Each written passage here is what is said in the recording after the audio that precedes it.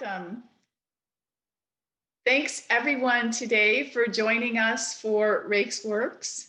A very special thank you to Raphael, who has put together an amazing group of panelists from the University of Kentucky, as well as our very special speaker, who he will introduce in a moment.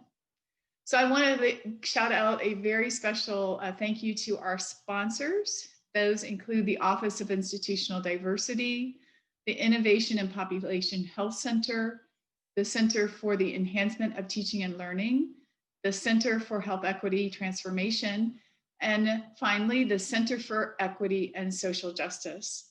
I'm Donna Arnett, and I am the Dean of the College of Public Health. And this specific topic is very central to who we are in our college and the research and education that we produce. So now I would like to introduce our first speaker, Dr. George Wright, who's the Interim Vice President for Institutional Diversity. Dr. Wright is very well known to us at the University of Kentucky, having received his bachelor's and master's degrees here. I won't say the year, Dr. Wright. He left to complete a PhD in history from Duke University. He started his career here at UK as an assistant professor in 1977, and then he moved to UT Austin in 1980, where he has an amazing track record in education. He was voted one of the 10 best faculty of the university for 12 consecutive years. And that's a big accomplishment because there are more than 3,000 faculty at UT Austin. He won many other teaching awards during his tenure as a professor, and then he crossed over and became an administrator, serving in multiple administrative roles, but finally serving as president of Prairie View A&M University for 14 years. He came back to us in Kentucky as a distinguished research professor and senior advisor to the president. And he's currently teaching a course this semester on slavery. Thank you, Dr. Wright, for your work here at UK and your passionate commitment to diversity and inclusive excellence. Thank you. Thank you. Can you hear me okay? Yes, very good. It is indeed a privilege, Dean Arnett, to be with you this afternoon, to be a part of this program, RaceWorks. When I think about the DE&I activities that the University of Kentucky is engaged in, we're interested in so many different areas, from improving teaching, improving healthcare. We're concerned about social justice. We're clearly concerned about the issue of free speech, responsible speech on a college campus. And so a program like this is so important. As fate would just have it, I just left a meeting 15 minutes ago with several of my colleagues who are joining this meeting, and we were talking about a research initiative that cuts all the way across the campus. It's called Unite. It's concerned about racial disparities in health. It's concerned about social justice issues, and it involves faculty from the medical school, faculty from the College of Arts and Sciences, and everything in between. And so that too illustrates what the university is doing through its DE&I implementation plan. I just will make a plug here real quickly about the course that I'm teaching that Dean Arnett also referenced. I'm teaching a course on slavery in the Americas. Okay, so here we are having a program in late October 2020. So you think about slavery as having ended well over 100 years ago. But in my course just yesterday, we were talking about the high mortality rate of all people who were enslaved, especially African-American women in their childbearing years. And that in many instances, a woman would, to produce 4 children who made it to the age of 10, she would have to have at least 7, 8, 9 pregnancies, something that was risking her life on. So clearly, and then you look at the respiratory diseases and all of the other things that slaves were dying from. And then you look at the people who are dying at an inordinate high rate with COVID-19 today. So you can see how things during slavery and things today are still relevant. I'll close by saying that it is an honor for me to be affiliated with the university that I started at many years ago as a freshman. In 1968, the University of Kentucky made some opportunities available for someone who looks like me. I tell people that the DE&I implementation plan is a reaffirmation of what UK started in the 1960s and is committed to in the 2020s and beyond. So again, I'm very happy to be one of the co-sponsors. It's a privilege. I'm very proud to be here with you today. And thank you for giving me an opportunity to say a few words of welcome. Thank you, Dr. Wright.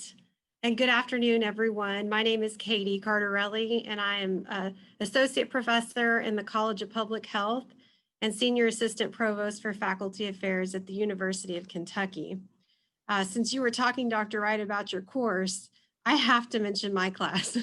If you are a graduate student and you are interested in the topic of race, racism, and health inequities, check out my course in the spring, CPH 648, which is called Eliminating Racial and Ethnic Health Disparities. So thanks, Dr. Wright, for mentioning your course and giving me the cue. So it is really my honor this afternoon to serve as your moderator. And I want to thank you for spending your time with us this afternoon. I know that everyone is busy this time of year, but I can think of very few topics as important as undoing racism for us to be focusing on today. I do want to let you know that today's session is being recorded, and we will email a link to the recording to all of our participants. If you have a question as you're listening to Dr. Hamedani's talk, please enter it into the Q&A box at the bottom of your screen, not in the chat box. We hope to get to as many questions as possible after Dr. Hamedani finishes her presentation. At this time, I would like to introduce my friend and colleague who will introduce today's honored speaker. I'm pleased to turn it over to Dr. Rafael Perez Figueroa, Assistant Professor of Health, Behavior, and Society in the College of Public Health at the University of Kentucky. Thank you so much, Katie. It is my pleasure now to introduce our speaker today. Dr. MarYam Hamedani joins us from Stanford University in California, where she is a senior research scientist and the managing director of SPARK, a do tank that focuses on reducing social disparities and bridging divides through behavioral science. Her work focuses on issues of education, health, criminal justice, and economic mobility. And through her work, she improves police-community relations, promotes racial literacy, educates people about social differences, and designs programs for underrepresented students. Her work has been published in the leading journals in behavioral science and has been covered by NPR, the New York Times, ABC, the Boston Globe, the Atlantic, and many other news outlets. Please join me welcoming Dr. MarYam Hamedani. All right, thank you so much for that kind introduction. Let me just take a moment with the technology here to share my screen, and then I'll begin the presentation.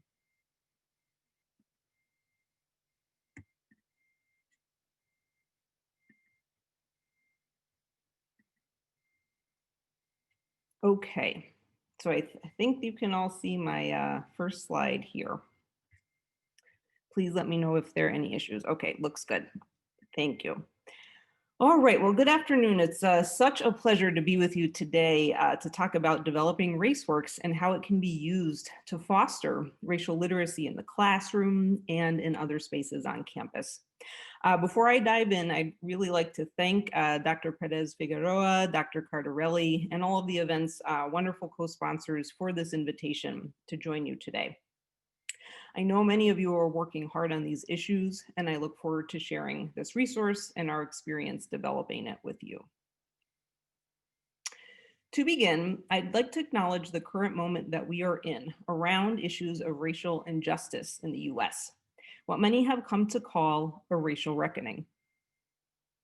Following the tragic killing of George Floyd, issues of systemic racism and racial injustice have been at the fore of public consciousness, both in the US and around the world. Americans have been joining together in growing numbers to demand change, a change that is vital and much overdue. Students, faculty, and staff at colleges and universities across the country have also been calling for their institutions to respond to the current moment. They want to see their institutions do more to actively combat racism in higher education. While many institutions have been talking the talk for years, a lot of college communities are pushing for them to do more and really walk the walk. One pervasive challenge to meeting the moment is that many people do not feel equipped or empowered to talk about race, especially in today's diverse and often divided social and political climate. On campuses, students, faculty, staff, and administrators commonly cite the following concerns. One is that people show up to conversations about race with different histories, opinions, feelings, misconceptions, and knowledge. Talking about race often experiences our vulnerabilities and our blind spots. For example, students fear being misjudged or misunderstood by their peers or their instructor, while professors often worry about getting called out on social media or in teaching evaluations for making mistakes. Students, faculty, and staff of color also often take the brunt of the emotional labor that these conversations evoke. These experiences frequently reproduce unequal power dynamics in the university, such that those with the most privilege in the room benefit the most. And finally, finding common ground or a shared language to communicate is hard and can sometimes even feel downright impossible. Furthermore, the American cultural conversation about race also presents a series of challenges for talking about race and racism. This is because of the powerful societal narratives that shape our default understandings about race and about people. Research in the social sciences shows that the legacy of biological racism, the idea that differences between racial groups and characteristics like intelligence, ability, and morality are innate, essential, and inherited, shapes how people in the US think about race today. This idea was used to justify slavery and the forced subjugation and mistreatment of racial groups in the US across history. This legacy also lies behind why social group differences or disparities are often viewed through the lens of deficits or deficiencies, and also why colorblindness has been such a dominant approach to dealing, or rather not dealing, with issues of race. Research also shows that the prizing of individualism in American cultural contexts leads people to focus on individuals instead of social systems when understanding people and society, as well as solutions to address social problems.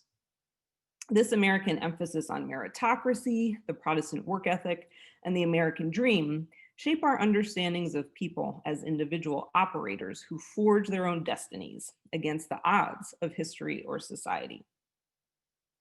So when it comes to race, this focus on individuals instead of systems also leaves many Americans with inadequate language or frameworks to talk about race and think about systemic racism. So where does this leave us? Truly combating racism in our society and in our everyday lives is a vital task, but many people are not yet equipped with the language and tools to take it on. So what I would like to share with you today is a toolkit that my colleagues at Stanford and I developed to help people perceive, learn, and talk about race and racism in the US. It is our hope that this resource can help people better understand how race works and why it matters, as well as start to see what they can do to fight racism both in society and in their lives. So here's a brief outline of the talk today before I jump in. First, I'll tell you a little bit about Spark, my research center at Stanford, and how we partner with practitioners in different spaces to drive evidence-based social change. Next, I'll share the story of how we partnered with Stanford's Race Studies Center to develop RaceWorks, a film series and educational resource about race packaged into a digital toolkit. After that, I'll take you on a brief tour of the RaceWorks toolkit itself. And finally, I'll share some ways RaceWorks can be used in the classroom, in conversations, and in anti-racist efforts in higher ed settings. So first, let me start off by telling you a little bit about Spark and what we do. At Spark, we like to call ourselves a do tank rather than a think tank. And this is because we partner with industry leaders and change makers in a variety of spaces to reduce societal disparities and bridge social divides using insights from behavioral science.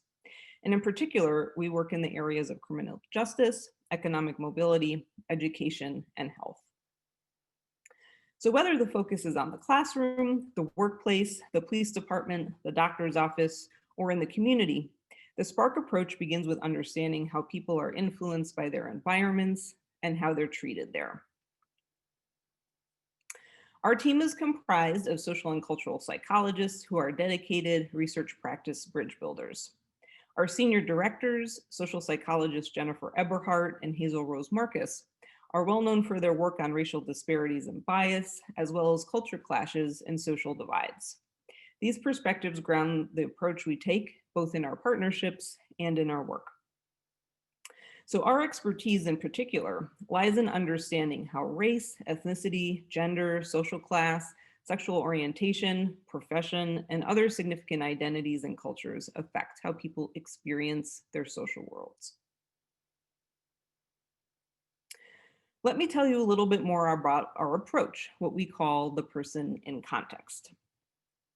Our person in context approach links people's psychology, so what we often think of as their mindsets, their biases, and their attitudes, to the cultural narratives, institutional norms, policies, and practices, and everyday social interactions that make up society. So in our approach, changing how people think and changing what they do requires changing the world around them, through the interactions they have, the practices and policies that they follow, as well as the narratives they use. So improving this requires identifying key levers for reducing disparities and bridging cultural divides at multiple levels in the social environment, and designing solutions that support positive psychological and behavioral change across all these levels. So we apply this approach across the work that we do. We collaborate with practitioners to conduct research to diagnose problems, identify levers for change, and test strategies and solutions. We develop tools to translate and disseminate evidence-based approaches to sparking change. We train practitioners and researchers, educate graduate and undergraduate students, and also hold interactive clinics to help people bridge research and practice. And we also share insights and solutions by giving talks, hosting workshops, writing about our work, and more. So today we'll focus on developing tools. RaceWorks, which I'll get to in more detail next, is one of our digital toolkits. Spark's digital toolkits, which we call Spark Tools, are websites that translate research into user-friendly formats that practitioners can use to spark psychological, behavioral, and societal change. So each toolkit shares evidence-based materials as well as resources that can be put right to use by practitioners. And all of our toolkits were developed in collaboration with communications and education experts and are user tested with the different key audiences they are meant for. Before I tell you about the backstory, let me first give you an overview in a little bit more detail of what RaceWorks is. So RaceWorks is an educational resource. It's a series of short films and educational activities featuring the latest Stanford scholarship about how people do race and how to undo racism, packaged into an easy-to-use, step-by-step online toolkit. When we were developing this, our target audiences that we had in mind for this resource were educators and facilitators who want to develop students or coworkers' racial literacy in schools, in classrooms, and in workplaces. So with the films in the toolkit, our goal was to leverage the latest Stanford scholarship to inform how people think about race and racial equity. We were working to communicate and disseminate different understandings of what race is and how it matters in people's lives in a usable form for educators. So ultimately, we see this as an educational resource that has the potential to empower people to think about race and combating racism in new and powerful ways. So now we'll get a little bit to the story behind the toolkit. So a few years back, my colleagues and I started talking with Stanford's Race Studies Center, called the Center for Comparative Studies in Race and Ethnicity, or CCSRE, about developing a toolkit for educators and facilitators to talk and learn about race in classrooms and workplaces. After conducting an audit of many great resources that were out there, we found that while resources for facilitating conversations, for example, about race and diversity, equity, and inclusion did exist, there were far fewer that provided evidence-based tools and frameworks to help people think through how race works in society and what people can do to fight racism. So out of these conversations, the idea for RaceWorks was born. It took us several years to develop, and we just launched it this past year in March 2020. And then that part also has a larger backstory. So the idea of RaceWorks really started many years ago when two Stanford professors, English professor Paula Moya and psychology professor Hazel Rose Marcus, also senior co-director of Spark, started team teaching Introduction to Comparative Studies in Race and Ethnicity. So that course is CCSRE's flagship introductory course. It features an all-star lineup of race studies scholars across the campus, talking about their work across topics and across disciplines. So through interdisciplinary collaboration with one another and with their CCSRE colleagues, they believe that the center and its network of scholars had an important framework or perspective on race to share with both educators and students. So in 2010, they published this edited volume pictured on the left of my slide here called Doing Race, 21 Essays for the 21st Century to curate and share this work. So while this volume was a great accomplishment and is used widely in a lot of courses today, we wanted to build on it and create a resource that could be easily accessible to even more people. Also, given the current social and political climate, we found that many people, especially educators, were looking for quality tools and materials to teach about race. And this was even before George Floyd and the current moment that we're in now. So the idea for RaceWorks was born. So we approached the provost to fund the project, especially to mark and honor CCSRE's 20th anniversary, which it was celebrating at the time. We formed our core project team, which included Doing Race editors Paula Moya and Hazel Marcus, CCSRE Director in Theater and Performance Studies, Professor Jennifer DeVere Brody, who's still the director today, and Managing Director Daniel Murray. That was actually the role I was in before I came over to Spark, so I know CCSRE well and was really excited about the chance to do this project as I moved to Spark. And then we were also engaged an award-winning filmmaker, Pratibha Parmar, and journalist Chandra Simon Ritvo to help us actually make and develop the films. We also worked with a number of other key partners in media and web design.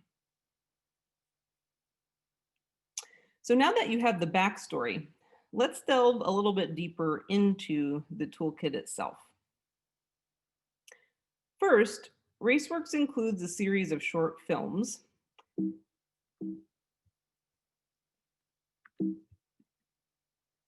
Sorry, having a little bit, let me go back and forth between my slides here. Okay, there we go. For some reason, the bullet wasn't showing, but I think we're okay now. Okay, so first, RaceWorks is a series of short films that showcases Stanford scholarship about how people do race and how to undo racism. And so we developed 11 short films in total, which we'll get to in a little more detail next. And then the films are housed in a digital Spark toolkit, which I described earlier to host the materials. And these key materials include a video library, discussion guides and activities, as well as a social change challenge. So first, let's take a look at the toolkit site itself.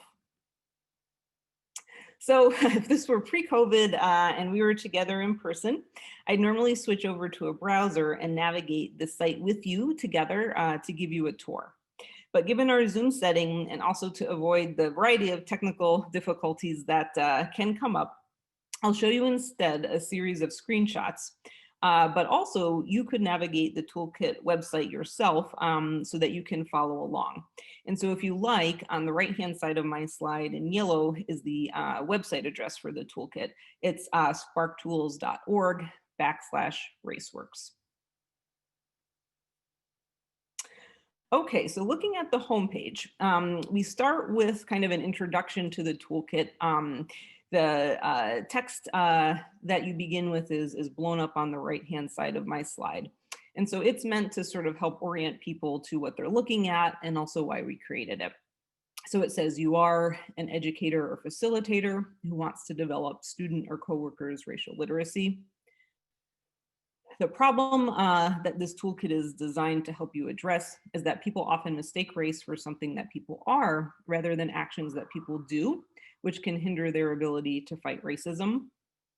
And so the solution, not ultimately, but at least what we can humbly offer here, is a series of short films and activities featuring the latest Stanford scholarship about how people do race and how to undo racism. And then the hopeful result is that students or coworkers can help develop their knowledge and skills to promote racial equity. So this is still on the homepage here. Underneath the goals, the homepage has instructions about how to navigate the toolkit. And that text is blown up also on the right-hand side of my slide. You can also walk through the toolkit step by step by clicking on the instructions and material button on the left-hand side of the screen. So that's the top button on the left. And if you go into that view, you'll see here step 1 laid out for you. And so this step helps introduce people to the toolkit, to the resources, to the video series, and suggests a sequence to view them, to just explore the toolkit and get some background about what's offered. Then if you click on to the next step, step 2, we provide some resources for educators and facilitators to help prepare them for conversations about race, which can sometimes be quite difficult and challenging. So we link to another Spark toolkit called Are You Ready to Talk, which helps facilitators prepare. We developed this toolkit in collaboration with Stanford's Diversity and First Generation Student Office. They were fantastic partners on that. Then in step 3, this gives you a view of what some of the supporting materials are for the toolkit. So this is a set of supporting materials for the first video called During Race. As you can see, we have an introduction, we have some guiding questions, suggested discussion questions, and also several examples that can be used in classrooms and workplaces to help people think through and apply the concepts in the videos. So turning back to the buttons on the left-hand side of the site, so we first looked at instructions and materials, now we'll take a look at videos. There's also a video library with the full set of short films that are used in the toolkit. The first film, called Doing Race, like the 2010 volume, presents the framework for the series, that race is not something that people have or are, but is instead actions that people do. This insight is critical to both understanding how people do race and how to undo racism. The next set of 6 films are follow-ons to the first one, taking a deeper topical dive into how people do race and how to undo racism. And they cover a variety of timely topics such as immigration, emotion, literature, performance, and more. The next 2 films explore the role racial perception plays in doing race and undoing racism, and explores how this operates in criminal justice, education, and in literature. And finally, the last 2 films are animated concept guides or explainers that elaborate on the idea of race as a doing. So we will take a look at a couple of the films next, but before I show them, I just want to give a little bit of background about how we approached designing them. So first, it was important for us to make the films both visually interesting and engaging, as well as pretty short. They all include imagery and animation, in addition to a series of featured scholars. And after looking at the other resources that were out there to support educators in teaching about race, we thought these kinds of features would help make the resource modular, so easy for educators to adapt into their existing lessons and use in a variety of flexible ways, rather than being sort of a full-blown curriculum.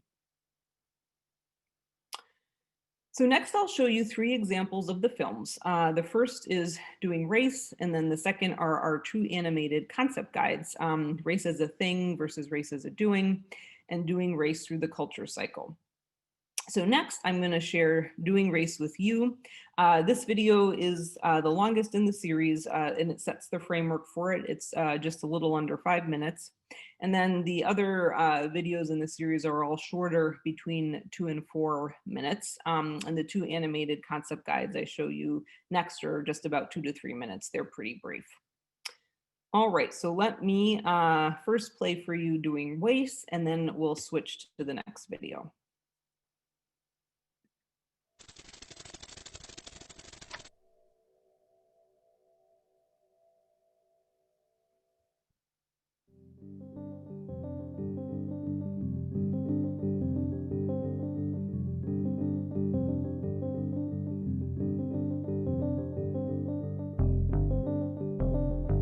Race is not a biological or essential aspect of a person. That is, that race is not something that we have or that we are. It is not located in our DNA. Race is a doing. It's about a set of social transactions that we engage in every day, every way, throughout our lives. People do race in all the domains of their lives. Race matters because it is literally a matter of life and death. None of us can escape it. There is no outside of race. Certainly in the United States, we need to think more about what would liberation mean. And it's something that all of us need to be working on. It means that it's socially constructed.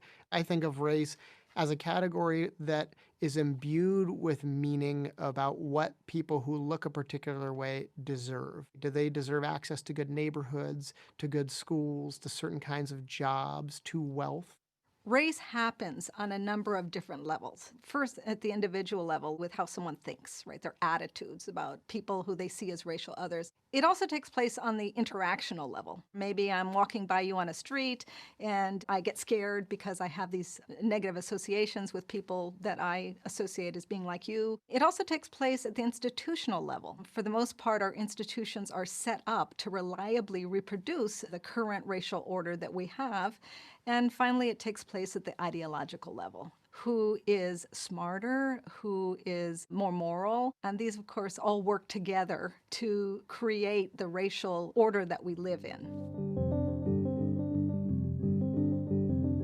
In 1977, they issued this very, very bureaucratic sounding document called Office of Management and Budget Directive Number 15. All agencies, all contractors, all grantees of the federal government had to use these 5 categories, which were white, black, American Indian, Asian Pacific Islander, and Hispanic.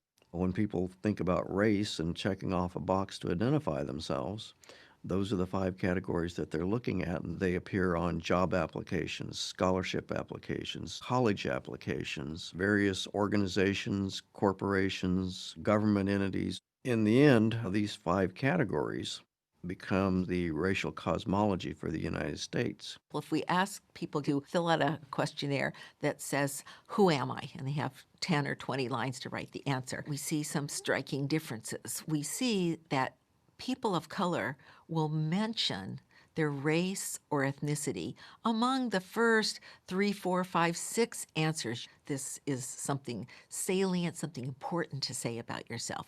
You give the same questionnaire to white people, and they can give you 20 answers, and white doesn't come up. Race lives or operates between what we could call a historical and social construct of what it is and the actual lived experience. So the lived experience that somebody has as a Muslim or as an Asian American or as an African American is very real and has certain consequences that result from that lived experience. We live in a world that is deeply Eurocentric at its core. It's a privileging that is so taken for granted that it advantages people who are themselves associated with European culture. This has resulted in a situation that we might call a white supremacist order. That disadvantages, in a very profound way, anybody who can be seen as outside that order. Nobody should get a pass. If you're living in this world, going about your everyday life, you are helping to foster and reinforce the racialized system that we live in now. And it's incumbent on each of us to think about how could I do my part to start to undo race.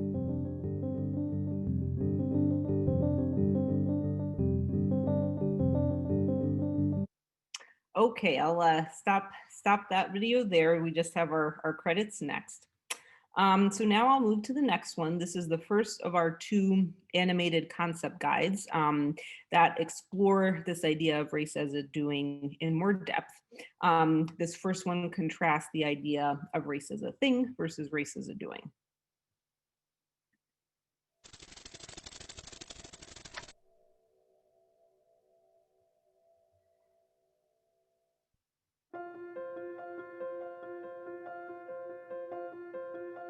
People often think that race is a thing or an essential characteristic that people have or are. This comes from the idea that race is biological, that people with particular kinds of ancestry, DNA, or blood are fundamentally different from people with other kinds of ancestry, DNA, or blood. These biological characteristics are seen as the source of consequential racial differences, such as whether some groups of people are essentially more moral or more intelligent than others. This is a common misunderstanding of race and racial difference that has been misused and abused throughout history to create and maintain a racial hierarchy. Race is better understood as a doing, or the actions that people engage in as they interact with one another and the institutions and practices of society. People are different from one another not merely because they differ in skin tone, hair texture, or other aspects of ancestry, but because they have different kinds of social interactions with other people and the world around them that shape them into diverse kinds of people. This is how they learn what race is and what race means. Race as a doing is an evidence-based and more accurate understanding of race and racial difference. Imagine, for example, that this person is a Latina. Notice that she is not inherently a Latina, because Latina is a social rather than a biological category. She becomes a Latina as she engages with other people and the world around her.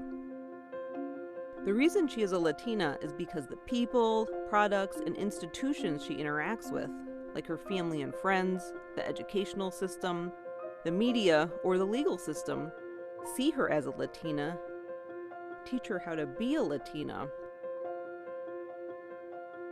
and treat her as what they understand a Latina to be. In other words, they make her into a Latina. It's only when we begin to see how race is done in society that we'll be able to identify ways to make change and start to undo racism.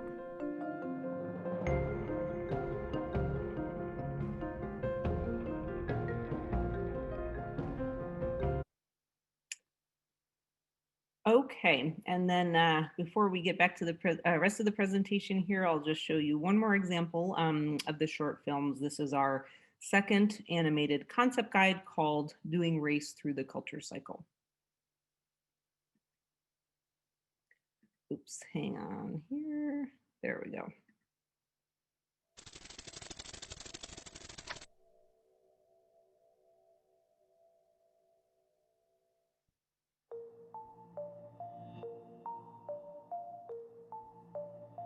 How do people do race in society? The culture cycle is a tool that helps us map this out.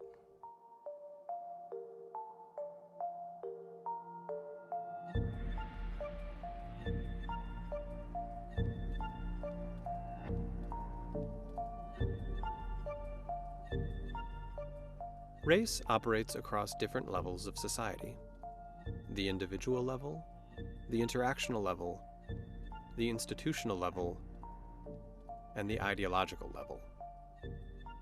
These levels can be represented in a useful tool called the culture cycle. Let's take a look at each level to see how it contributes to how we do race. When people think about race, they often start at the individual level. People's thoughts, feelings, beliefs, biases, and stereotypes about race and racial difference. But where do these beliefs and biases come from? First, people learn about race and racial difference through their interactions with other people, like family, friends, teachers, and police officers, and with products in society, like social media, TV, film, and advertisements. People and products communicate and transmit ideas about race and racial difference. Next, social institutions formalize or institutionalize ideas about race and racial difference through current and past laws, policies, rules, and norms. Some powerful institutions of the past, like slavery and segregation, continue to influence how race functions today. Finally, ideas or ideologies about race and racial difference are part of our culture and are shaped by our history. These are the cultural stories people tell about why some racial groups are supposedly superior or inferior to others. And these ideas are built into our world through institutions and interactions, which in turn shape how individuals think, feel, and act. Individuals then either reinforce or resist what's in the world around them, feeding back into the cycle. These four levels continually interact and dynamically influence one another. The culture cycle can be used to map how we do race and help us see where we can work to start to undo racism.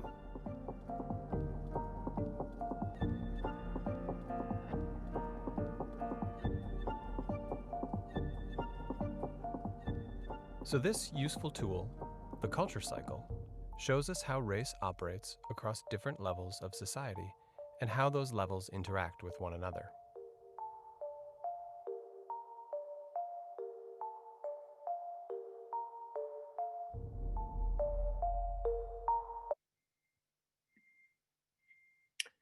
Okay, so those were several examples of the films that we developed for the toolkit.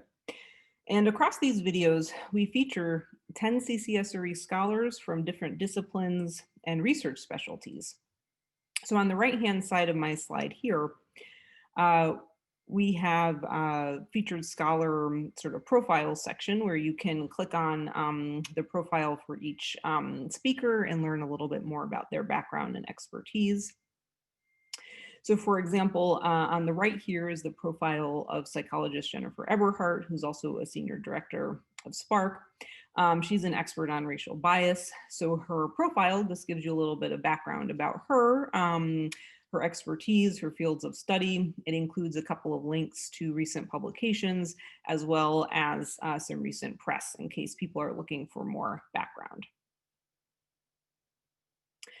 And finally, in the toolkit, in step 6, we also include a social change challenge. And the idea behind this was to create some activities to help empower learners to see how they can act to help undo racism both in their lives and in society. And this can be completed one-on-one, or it could be potentially completed in groups, in classes and in workplaces. So for example, an instructor might challenge her students to learn more.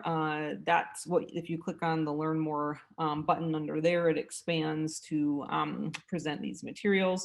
So under that section, we have the ability for people to take several self-assessments to help reflect on their bright spots and blind spots and their knowledge and experiences about race. You could also keep a Doing Race diary to track examples of how race comes up in your daily life and experiences. You might look more into a current social issue or a historical event that you might not know as much about that involves race, and so that you can learn more and build your knowledge. And finally, maybe you'll read a book or go see a performance or go to a museum, watch a movie or a television show that features an experience about race that you're unfamiliar with. So these are just ways that we recommend to help people expand their knowledge. So taken together, our goal with RaceWorks was to help people find ways to talk and think about race and racism. This is important. If we as a society do not learn how to talk about race, systemic racism, and what we can do to make our communities, our organizations, and our institutions more equal and effective, we'll fall far short of what the current moment demands. If we are not able to equip our students, we as college educators will also fall short in educating as well as equipping our leaders of tomorrow. So what can we do? How can we put RaceWorks into action? So I'll close with a couple of thoughts about what we can do in classrooms as well as in higher ed settings. So first, thinking about classrooms and conversations in higher ed, there's a set of best practices that you could consider following to help your students and colleagues develop shared language and also common ground or shared framework. So one aspect of this that we recommend is to use the language of doing to help people practice perceiving how race and racism operate in society, knowing the history of race and understanding how it very importantly influences the present, acknowledging that all people participate in doing race, but also because of that, recognize that since people do race, they also have the power to undo racism. Next, thinking about institutional change in higher ed. The culture cycle provides a tool to not only map how race is done, but also help people hone in on ways where they might be able to intervene or change certain things to undo racism. For example, you can use the following set of reflection questions at each level of the culture cycle. So at the ideas level, for example, you might ask, how is race conceptualized through values, ideologies, and history in this particular setting or community? At the institutions level, you might ask what norms, policies, programs, or other organizational structures lead to racial disparities and why. And of course, very importantly, on the flip side of that, how can those same structures be leveraged to help make more equal, effective, inclusive, diverse settings? Another at the interactional level that you can ask is how do people experience inclusion and exclusion by race in this setting or community, and what leads to those experiences? And finally, at the individual level, what implicit and explicit biases or stereotypes might shape people's thoughts, feelings, and actions? And finally, before I close here, I'd like to talk about a few further considerations and next steps. The first is that RaceWorks was developed before the current moment of racial reckoning that we are in today. So we're working right now to think about how this resource could be more helpful in the current moment where there is a big potential opening or opportunity for our norms, understandings, and actions to shift. So we must keep race at the fore and recognize that truly taking on inclusion requires constant monitoring and constant work. Next, while RaceWorks is a rich resource, there are a number of topics that we did not yet cover in detail. We'd like to include more on intersectionality and global perspectives on race and colorism. And while we did produce 11 videos, and I assure you they were a lot of work, and they might seem like a lot, there's just so much more to cover. And so we're very interested in that as well. And finally, we're looking to learn from a wide variety of educators and other practitioners who might be using RaceWorks in their different spaces. And this will help us both in continuing to develop tools and also in our scholarship. So I'll end there and in a moment stop sharing my screen.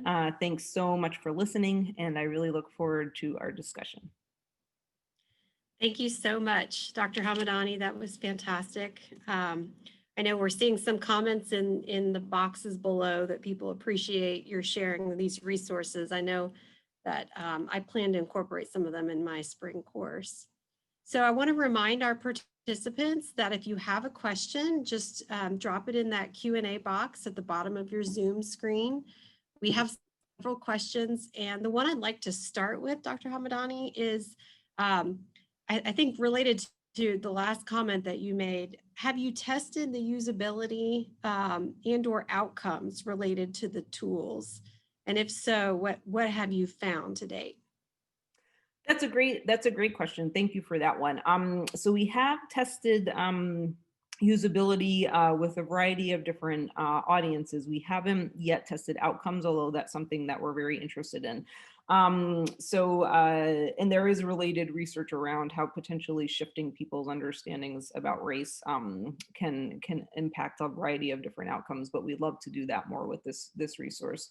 So in terms of usability, we have obtained feedback from a variety of different educators, both at the college level, at different kinds of institutions, from community colleges to R1 universities.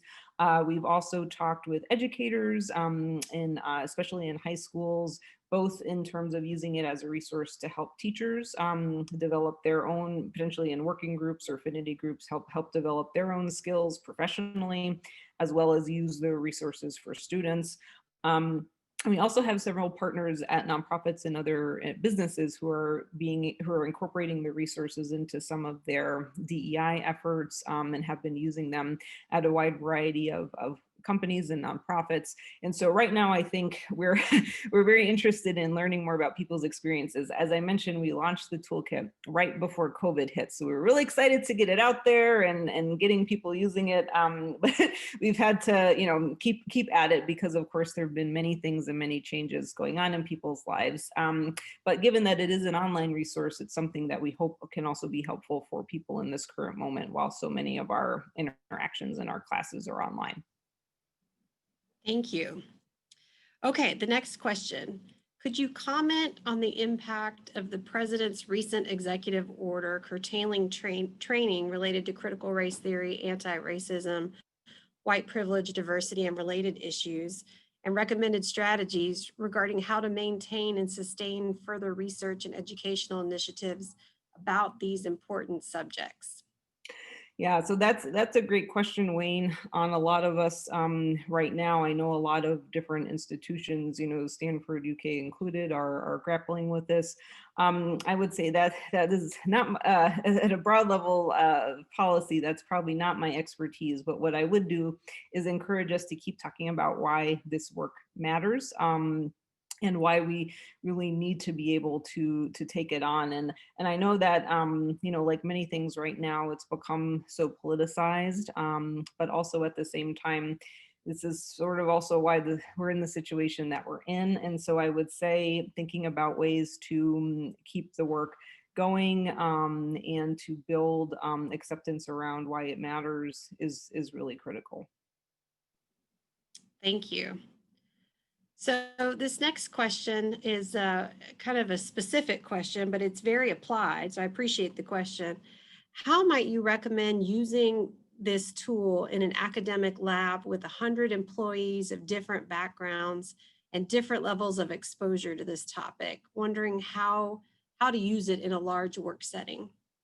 I love that. That's a fantastic question, and certainly yes, we've this can be used. The same could apply to classes or other kinds of workplaces, that are about that size. And I think there are some great ways to sort of facilitate these conversations that both help people enter in and reflect on their experiences and also complete different activities and to help them learn together. And so I think that that's one of the resources that we also have tried to put into the toolkit or some suggestions. But I think in general, being able to use the resources, leaving plenty of time for discussion, trying to think through who the right facilitators are for discussions, and also are the same people who are always getting asked, or is there some experience to learn and engage and empower more people to be a part of it?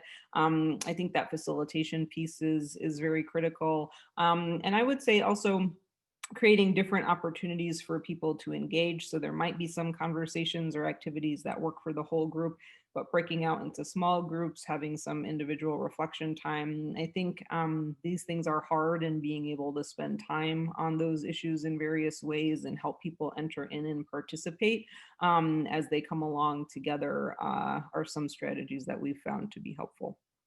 I'm just curious, as a follow-up, have you worked with organizations, for example, who would approach you and say, can you facilitate a discussion around this? That's a good question. So I think that for us, we definitely don't claim to be DEI facilitators, and we know many who are amazing that we work with. We sort of are a little bit more research, higher ed educator types, but we've learned a lot from those colleagues. And so I would say sometimes we have presented and facilitated the material ourselves. Other times we're sort of helping to empower the different leaders in those spaces to do it. And we've learned a lot of techniques and tips about how to help facilitate those conversations. And I think that, the biggest thing is, really acknowledging that people come from different starting points, and that you yourself come from a set of those starting points, and how you talk and think about these issues is going to impact the experience. And so that's why we also have the Are You Ready to Talk toolkit that I mentioned that we developed with the Diversity and First Generation Student Office at Stanford, which was led by Darika Blackman at the time. She is a DEI facilitator who now has her own private consulting group. And that was just a really powerful experience to try to blend the excellent techniques and activities that facilitators use with the research evidence base. And so in that toolkit, we present a number of exercises that you can go through yourself, such as, spending time to reflect on your hot button issues. We might feel comfortable talking about certain things, especially if you study those issues. You can kind of retreat to your to your research or your academic identity to discuss them. But then others are more personal, and we may feel more or less comfortable disclosing them. And so I think taking that time for self-reflection as well, in addition to thinking about very carefully about the group that you're talking to and how to open up conversation in that space, can help. Thank you. That's actually a great segue into the next question, which was, how does the RaceWorks toolkit address multi-generational perspectives and differences? So for example, differences between baby boomers and millennials and post-millennials, et cetera, relating to talking about and doing race. Wow, I love that question. And actually, that's something that's come up in a lot of conversations we've been having lately with the different practitioners that we work with, from educational spaces to other kinds of workplaces. And right now, we don't have a sort of targeted resource about that, but that's one of the, I mentioned in the future directions, one of the things that we're thinking about. And we're actually getting that question a lot. We're seeing a lot of, we talk about bridging divides, and of course, generation is when that happens. And it's coming up a lot today, both in terms of what maybe older and younger generations think are the right strategies for social change. And then also in just, sometimes younger folks in workplaces really being frustrated and wanting to see change and not sure if they can trust those in power, even though they've been doing it a long time and have been in the trenches. And so I think, that's something that we're actually seeing come up a lot in different spaces. And we love, to think through that more with different people who are also experts on generational differences. So this is a different question, but I can see some similarities in the voice. So the question is, will abilities as a dimension of diversity be addressed in your plan for a voice for individuals identified with disability? Will that be included in future plans? Yes, that's another big one that we've been talking about. Thank you for mentioning and bringing that up. And I think that that's one aspect of diversity that is getting more elevation as it much deserves and than it has in recent years. And so I think that that's also one that we would love to take on. And also, as I mentioned, thinking about intersectionality, and so how ability can also intersect with race and gender and others important factors as well. So yes, thank you for that. Okay, this next question is, I'm just going to forecast this. This is a challenging question.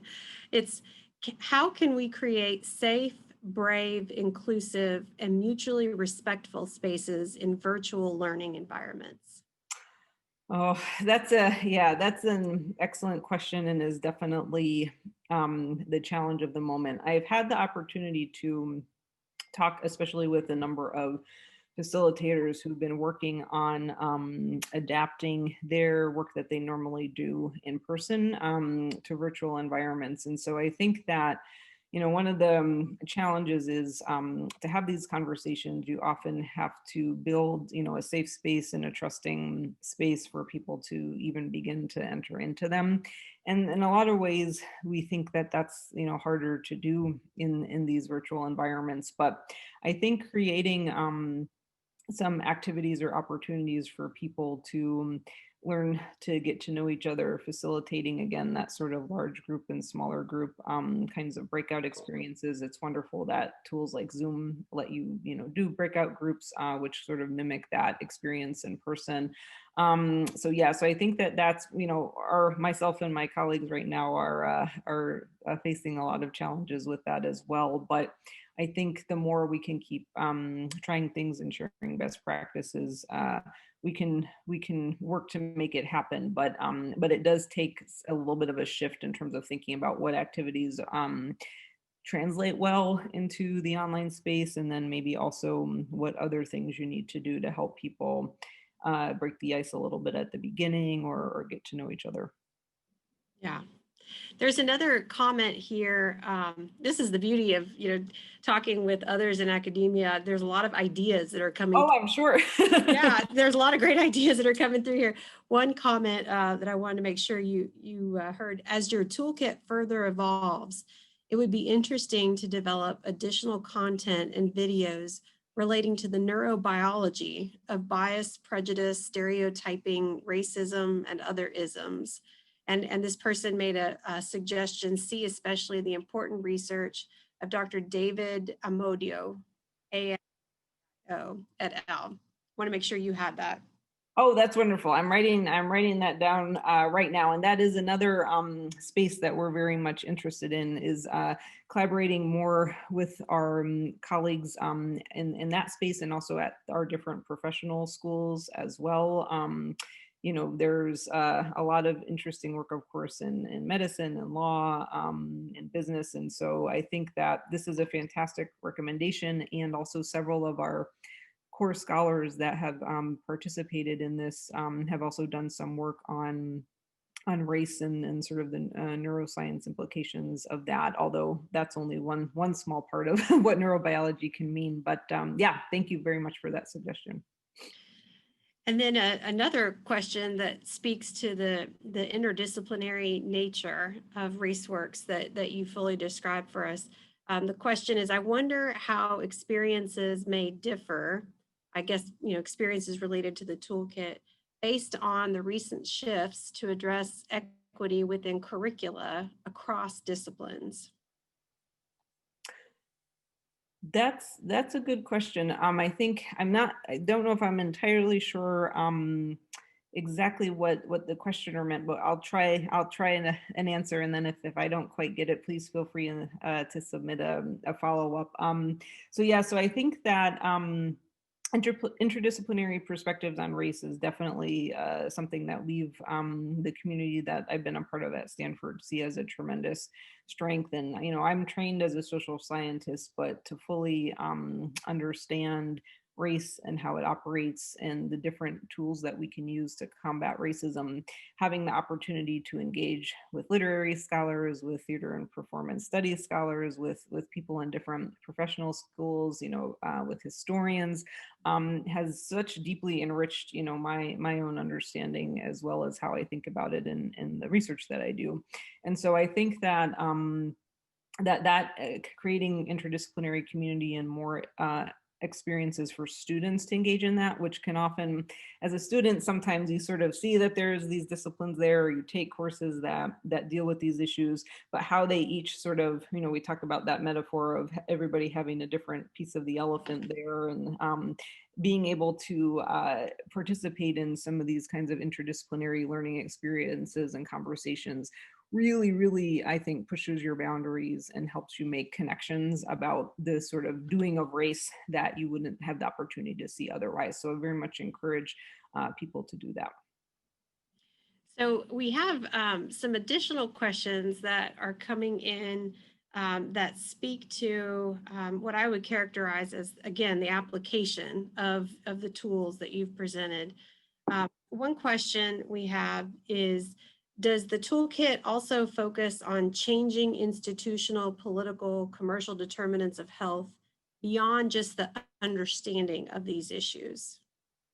Yes, so that's a great question, and that was what I was hoping to at least give a nod to by sharing the culture cycle tool. So when we think about how race is done at different levels in society, we talk about the ideas level, the institutions or organizations level, the interactions level, and the individual level.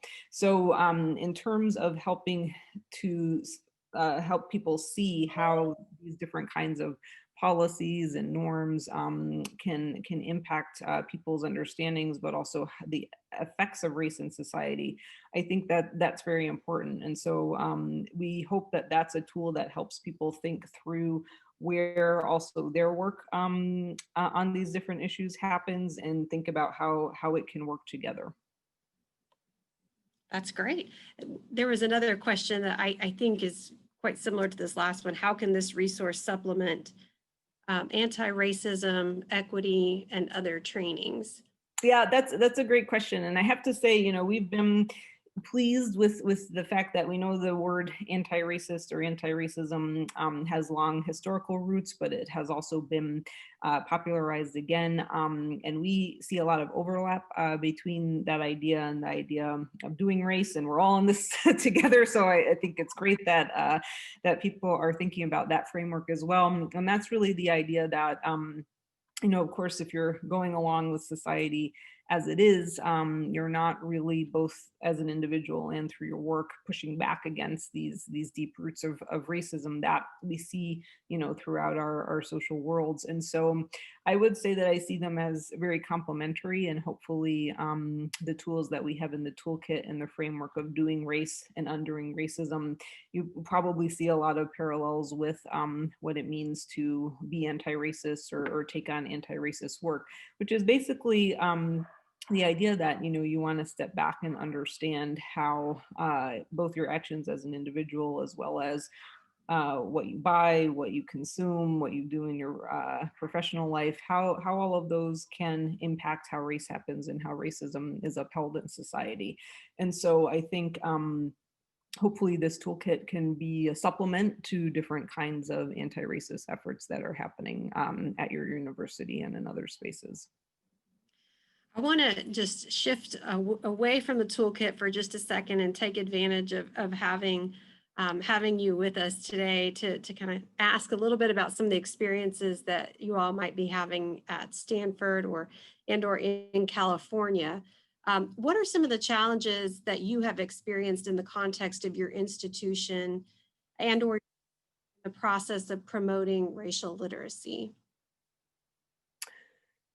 Yeah, that's a good question. I think that there are a couple ways I can see taking that question. So I'll throw a few responses out there, but of course, very happy to address others as well. So one is that, Stanford, like UK, is a big place, and a lot of people are trying to work work on this issue in different spaces. And so I think that, but at the same time, we don't always know what each other is doing or how we can best support it. So I think that one thing we're trying to do more of at Stanford is to just connect people who are both, administrators working on these issues, scholars working on these issues, educators, people in different practice spaces, people working to develop tools, and be able to take more opportunity to share with one another and see how we can support one another's efforts. Another challenge that we see broadly is also there's kind of a lot of both excitement and reluctance about the kind of popularity of bias and diversity training. So as social scientists, we get asked this question a lot, sort of, do they work? Is it worth, a lot of the time and money that institutions, as well as a lot of other organizations around the country are spending trying to do these bias and DEI trainings? And I would say that we kind of take a both and approach to it. So if you're engaging in that work thinking that you'll be done after 1 2-hour workshop, that's just probably not going to cut it. And so I think that, and the research bears that out. But if it's an introduction or a way to start a conversation or a way to begin anti-racist work in your space, then yes, it can be a wonderful first step, because a lot of the time it serves like what RaceWorks does, which is to help provide people with some information and a common framework and a chance to reflect on their own experiences and how they enter into this work. So I think that's one challenge that's out there. And also going back to the question about the president's executive order, there's also, the way in which this work is getting politicized is difficult and problematic. And then also we've seen in California, folks who follow education probably know that there's been a lot of work to put a ethics studies requirement into public education.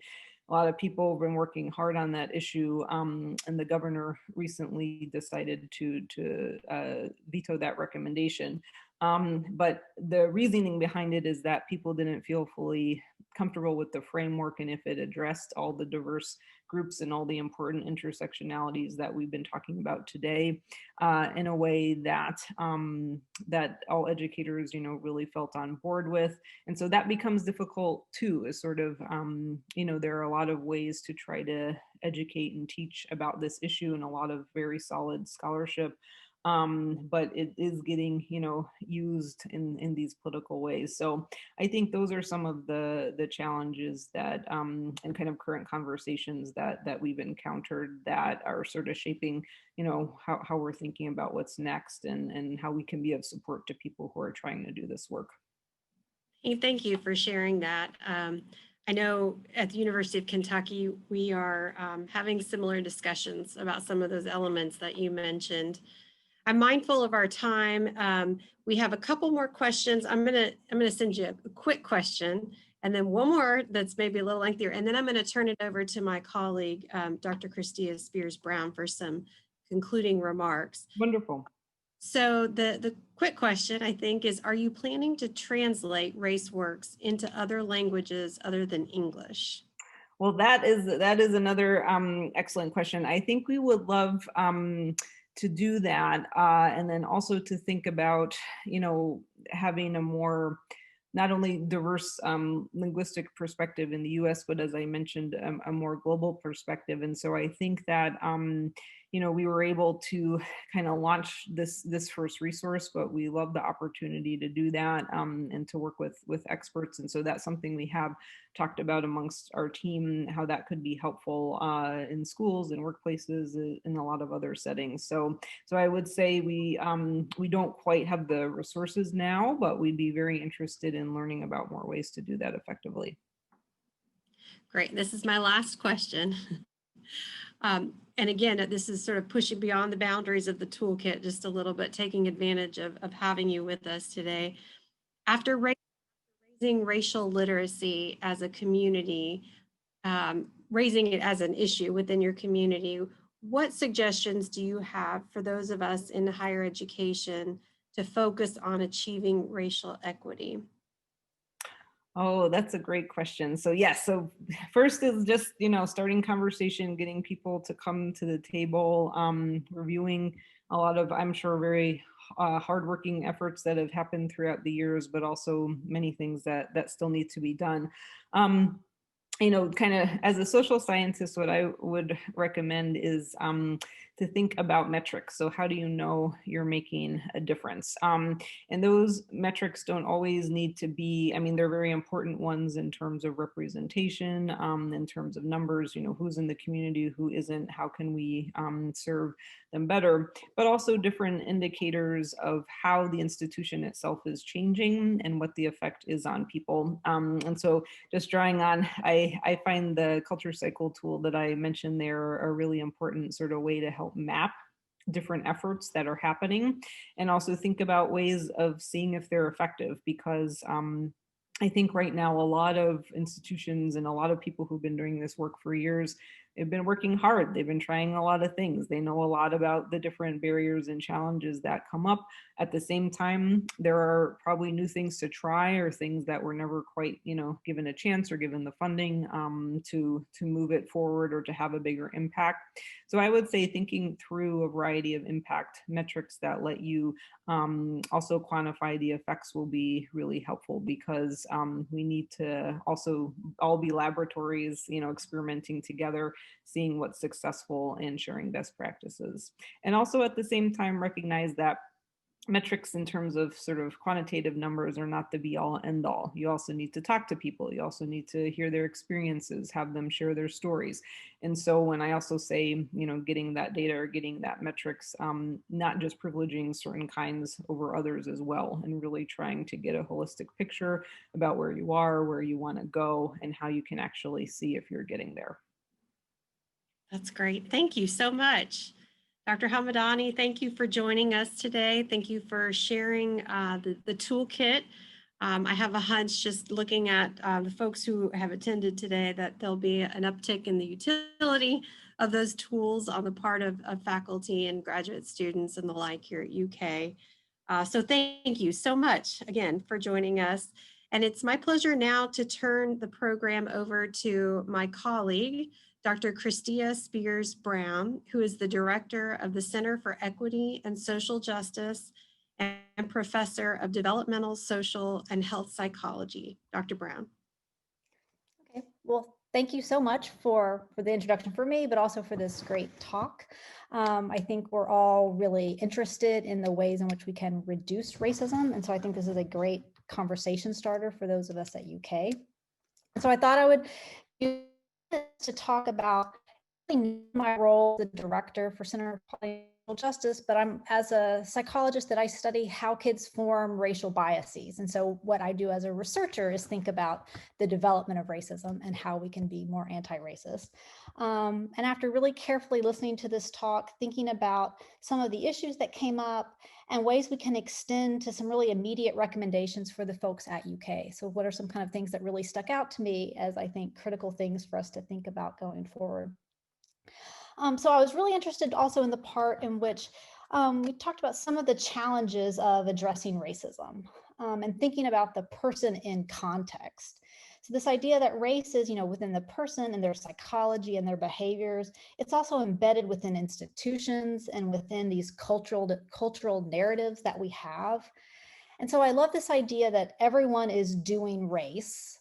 And then the other, I think what's a really related component is that faculty of color are really doing a lot of the emotional, and I would also add intellectual labor of trying to reduce racism in really at all facets of society, but you know, in higher education, as we talk about today.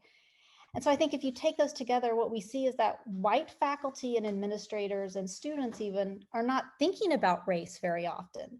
That's how they're taking the cultural narrative that a colorblind means being anti-racist, right? So I think often on campuses, we think if we're not talking about race, it means that we're being anti-racist, we're treating everyone the same. But that's really ignoring the impact of racism. As we're hearing, racism is in every facet of life. It's from the very beginning of life till the very end of life.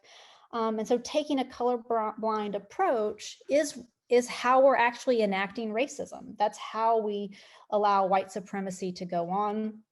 And so one, I think, important thing for white faculty, administrators, and students to do is to shoulder more of this labor of talking about racism. thinking about how does it affect their lives, getting comfortable, thinking about it in their own head. So I think that's an interesting thing about this toolkit is it's helping people that have not thought about racism and the impact of it, having them get comfortable with it, get used to the language, get used to talking about it with others, be less concerned about making mistakes and more concerned about putting in the effort, both the emotional effort and the intellectual effort. Because one of the only ways that we're going to become less racist as a society is if whites frankly take on more of that labor. I frequently say, as a person that is white, racism is a white people's problem. We're the ones that are doing it. And so we have to put in the work to reduce it. And so I think one that thing that the toolkit really highlights is this importance of explicitly talking about racism. We have to be comfortable with it. And so I think one of the recommendations, at least for our campus, is that being mindful of racial biases needs to be checked at every level and in every space that we're in, right? So when we're in committee meetings, when we're in student discussions, when we're in classrooms, when we're in just our service committees as faculty and staff, is checking it at every single step. Whether there are people of color in that space, we need to check as to why they're not. And they don't need to just be in the spaces about diversity and equity. They need to be in every space where decisions are made. We need to have faculty of color because whites are not used to thinking about it. So whites may not be as used to checking whether racial biases are getting embedded in those institutions. So I really like that theme of it's the individual and it's their own psychology. As a psychologist, that's the stuff I typically think about, but that it's just as much that it's in these institutions and it's in every part of the institution. And I'll say also, we've been pretty good talking about implicit biases at our campus. That's been a big push. It's been a big push at lots of universities. But that's really one small little part of this, and that we really have to think about institutional changes. And so being mindful of the roles that people have, making sure people of color are at the highest levels of administration and in real decision-making positions. Because I think that's the way in which these biases get perpetuated. And so I think, again, the more we can talk about it and the more we get comfortable with ourselves, the more, and then we make actual changes, right? So then we put ourselves out there, we risk feeling uncomfortable. We risk being awkward in a meeting when we have to call out something that we think is being overlooked. I think that's how change really is going to happen. I know we talk about as a developmental psychologist, we talk about all development is painful, right? Growth is by nature painful. It causes some awkwardness. But to make change here, we have to kind of push through that discomfort. I'll also push that, we really don't talk about this stuff at all. So, I look at kids, and how they think about this stuff. From the beginning, we know kids develop racial biases and kids experience discrimination when they're very, very young. By the time they're 3, 4, 5 years old, they're showing these biases. So, we have to grant a little bit of grace. So by the time they're getting on campuses, we've had a lifetime of absorbing these biases. So we have to get a long history within our own individual lives that we have to undo, and that we have to kind of reshape how we think about things. But it's worth the effort, and I think it's the only way we can move forward. Also, I'm laughing because last week, Sesame Street released a program called The Power of We. So when you watch, I recommend everyone go and look at these toolkits. But then also, if you feel like, wow, this might be the grown-up version, Sesame Street just released a thing called The Power of We. And my colleague and I were consultants on it, so I immediately went to look at it. It's on HBO Max. It's actually how you talk to little kids, 3 to 5-year-olds, about racism. It's like if the toolkit is the grown-up version of it, the Sesame Street just came out with a preschool version. So if you're not quite ready for the adult version, maybe practice with the 4-year-old version of the chant and the song, and then you can graduate. But the idea, though, that it's going to take it at every level, right? It's going to really take all hands on deck. It's going to have to take more white faculty, frankly, on deck to make this their key issue. And it's going to have to take administrators and people in positions of power to make this really a better, more equitable environment for everybody. And so I'll say just my final plug is there's a ton of stuff on campus. If you're interested, if you're listening to this and you want to get more involved and think more about this stuff, I think our university has numerous opportunities to get engaged in equity, justice, diversity, inclusion work. There's lots of ways to plug into that. I think you just have to kind of look. We're not always great at advertising all the things that we do. And like the point you're making at the end, there's lots of kind of nooks and crannies on our campus where people are doing this work and we may not know that what's going on. But I really encourage people to dig into what we have at UK, which there's a lot of strengths and a lot of this work going on. And I think collectively, there's a lot of promise. It just really takes capturing the moment and maintaining that momentum even after the news headlines have died down. Thank you, Dr. Brown. That was fantastic. That was a great recap. And I think that your suggestion is a terrific one that, you know, folks who are listening in should consider following, you know, all of the co-sponsors of this event. Follow us on social media, look for additional events because they're coming. I want, before we close, and we're about to close, I just want to remind everyone that today's session was recorded and all the participants will receive a link to the recording. And lastly, I would be remiss if I didn't end today's session by saying vote. If you haven't voted, have a voting plan and execute your plan.